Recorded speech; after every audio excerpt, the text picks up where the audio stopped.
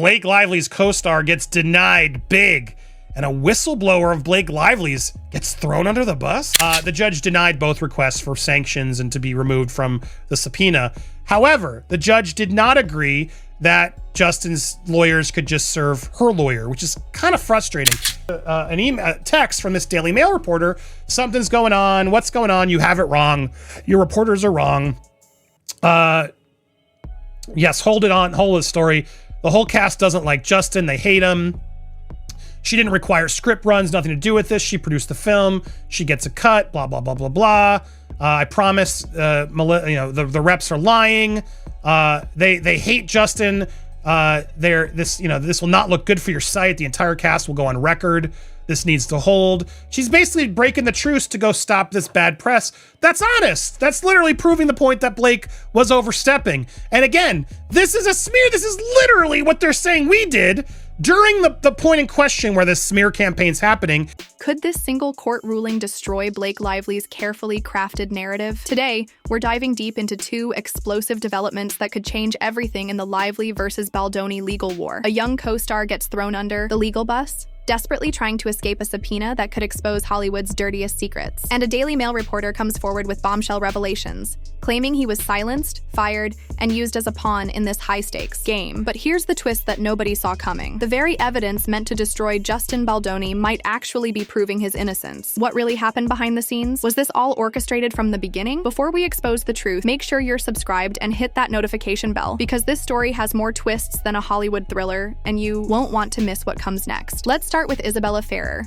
the young actress from It Ends With Us, who thought she could simply disappear when the subpoenas started flying. The judge just delivered his ruling, and it's a mixed bag that reveals the real game being played here. But the implications go much deeper than anyone anticipated. Ferrer's legal team came out swinging with two major demands. They wanted sanctions against Baldoni's side for alleged harassment, and they wanted her completely removed from the subpoena list. Both requests were denied outright by the judge. That's a significant victory for Team Baldoni, but the devil is in the details. Here's where the legal chess game gets fascinating and frustrating. The judge denied both requests for sanctions and to be removed from the subpoena. However, the judge did not agree that Justin's lawyers could just serve her lawyer, which is kind of frustrating. Frustrating because I do think Isabella clearly knows there's a subpoena.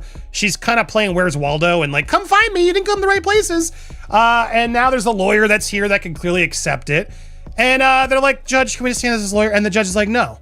And the reason why the judge says no, I don't think he's being biased. I think he's spot on the money here, where he basically is saying, listen, you're trying to paint her as someone who's evading, and that's a big thing. So in order to do that, I have to make sure that you prove that you really did it, that you really tried to demonstrate a diligent attempts. And the two affidavits of due diligence included the motion to provide reason to counsel, blah, blah, blah. In their reply, the Wayfair parties offered no more than an assurance that the two addresses which service of subpoena was attempted were not derived out of thin air. In other words, in the face of the challenge to whether they conducted adequate due diligence, they simply asked the court to trust me, bro. That's what it is, except that they chose the locations out of thin air. But the burden is on Wayfair to justify alternative service. The due diligence is on them. The Wayfair parties explained that they did not provide this information because doing so seems unnecessary given that Ms. Ferrer has a counsel who now appeared. It's true that yes, I can do that when appropriate, but basically it's like, you got to go find her first. The judge refused to allow service through Ferrer's lawyer, even though her attorney had officially appeared in the case. This seems counterintuitive, but the judge's reasoning exposes a critical flaw in Baldoni's legal strategy. The court essentially said Baldoni's team failed to prove they conducted proper due diligence in trying to find her. When challenged on their search efforts, Baldoni's lawyers provided what the judge called no more than assurance that their attempts were legitimate. In legal terms, they were asking the court to trust me, bro, without backing it up with evidence.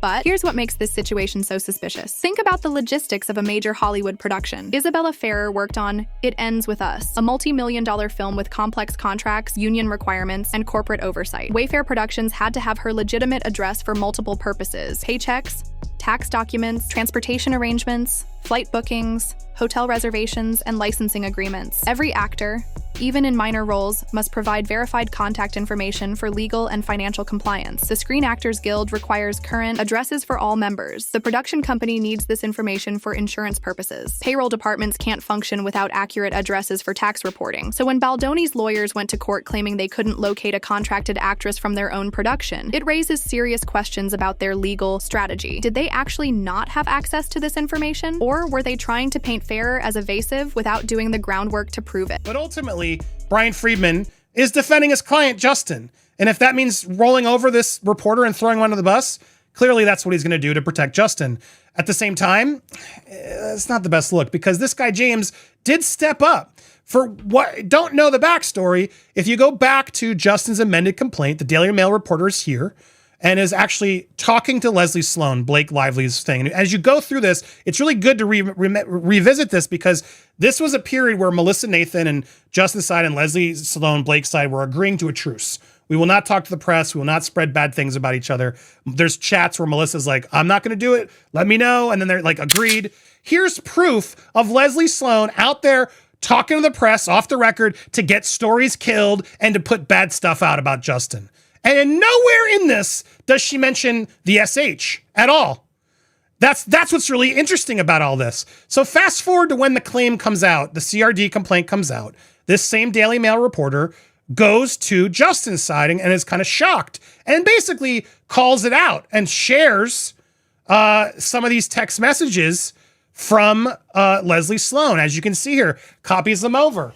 And this is now the Daily Mail reporter, James. She said, Leslie Sloan said, the whole cast hits or hates Justin. This has nothing to do with Blake. And now she's saying that Blake was SA'd. Why wouldn't she say anything about that? Now, this is where things got into question. He says later, I misspoke. I didn't mean to say SA. I meant to say SH'd. I regret this error. The judge saw through this approach immediately. His ruling stated that when parties seek alternative service methods, they must demonstrate thorough, documented attempts to locate the person through normal channels. Baldoni's team apparently provided only vague explanations for why their chosen addresses didn't work, without explaining how they obtained those addresses in the first place. This is where the legal strategy backfires spectacularly. If Baldoni's team had simply stated, "We attempted service at the address provided in her employment contract with Wayfair Productions," the judge would likely have accepted that as proper due diligence. Instead, they chose a more secretive approach that made them look incompetent or deceptive. But here's what's really happening beneath the surface. Isabella Ferrer is not some naive young actress caught in legal crossfire. She knows exactly what's coming, and she's using every legal technicality available to delay her testimony. Her attorney's appearance in the case wasn't to facilitate service.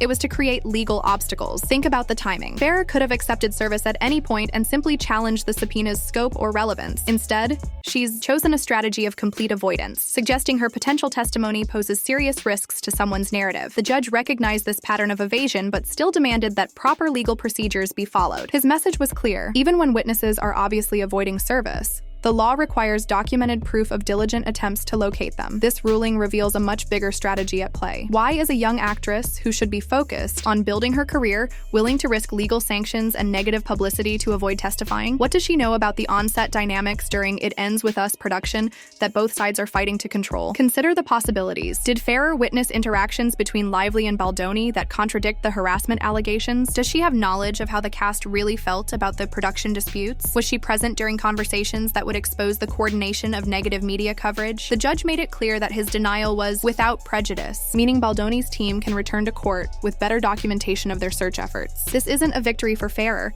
It's a temporary reprieve that comes with significant risks. Every day she delays increases the legal pressure. The court has now established that she's aware of the subpoena attempts, making future evasion harder to justify. Her attorney's involvement creates a legal paper trail that eliminates plausible deniability. But here's the most revealing aspect of this entire situation. The judge also warned about repetitive discovery requests. If Blake Lively's team already obtained similar information from Ferrer during their own legal preparations, Baldoni's team might be forced to seek that information from Lively instead of conducting duplicate depositions. This suggests that Ferrer may have already provided testimony or evidence to Lively's legal team, testimony that Baldoni's side is now desperately trying to access. The question becomes, What did she tell Lively's lawyers? And why are they so determined to prevent Baldoni from hearing the same information? The legal implications extend far beyond this single subpoena. If Ferrer's testimony could significantly impact the case outcome, her continued evasion might ultimately backfire. Courts don't appreciate witnesses who abuse legal technicalities to avoid legitimate discovery requests. Moreover, her evasion strategy creates negative inferences. Innocent witnesses typically cooperate with legal proceedings,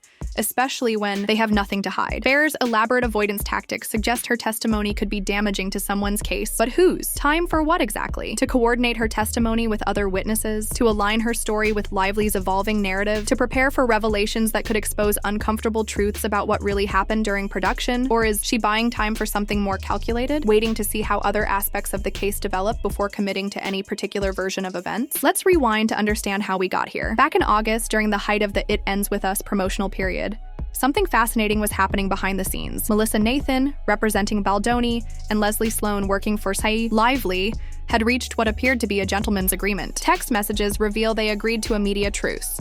No negative press, no smear campaigns, no public attacks. Both publicists exchanged messages confirming they wouldn't spread damaging stories about each other's clients. It seemed like professional courtesy in an industry known for vicious PR wars. But here's where the story takes a dark turn. While this truce was supposedly in effect, Leslie Sloan was secretly working with Daily Mail reporter James, feeding him information designed to destroy Baldoni's reputation. The evidence shows Sloan telling the reporter that the entire cast hated Baldoni, that he was difficult to work with, and that Lively was the real victim. She pushed narratives about Baldoni being controlling and unprofessional. What's crucial is what she didn't mention during these conversations: any allegations of harassment or inappropriate behavior. If Lively had genuine concerns about Baldoni's conduct, why wouldn't her publicist mention the most serious accusations when trying to kill negative stories?